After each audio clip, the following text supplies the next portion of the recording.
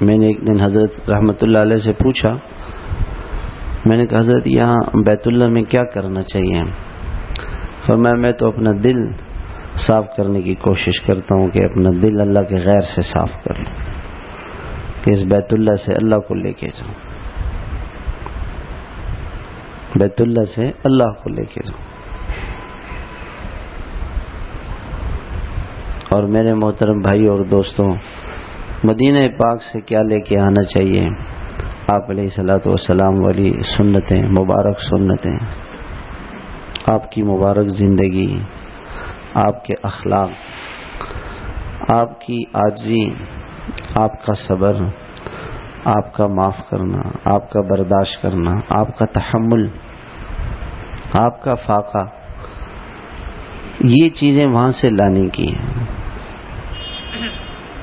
آپ علیہ الصلوۃ والسلام کی سنتیں، اللہ تعالیٰ کو آپ کتنے محبوب ہیں، آپ کی سنتیں بھی اللہ کو محبوب ہیں۔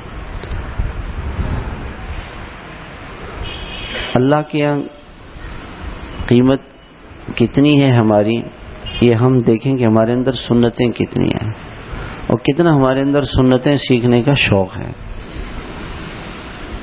آج تو میرے محترم بھائیو ہمارے اندر شوق ہی نہیں رہا۔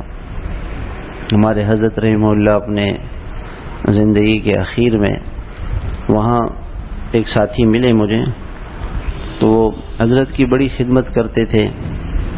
میں نے کہا کہ حضرت کی کوئی باتیں سناؤ، تو کہنے لگے کہ حضرت مدینہ منورہ میں آئے ہیں، کہنے لگے کہ بڑے حضرت کا جو کسی گروپ کے ساتھ گئے تھے، تو وہ بڑے ہوٹل میں وہ قیام تھا اس گروپ کا، تو حضرت وہاں ہوٹل میں داخل نہیں ہوئے۔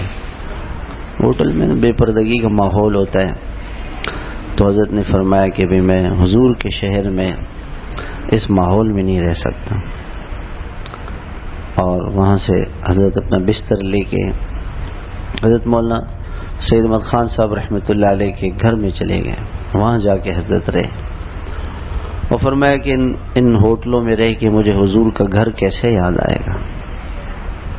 ہم تو یہ چاہتے ہیں نا کہ بھئی بڑا عالیشان مکان ہو، عالیشان جگہ ہو، اچھی جگہ ہو۔ فرمایا کہ ان ہوٹلوں میں رہ کے ہمیں یہ حضور کی زندگی کیسے یاد آئے گی۔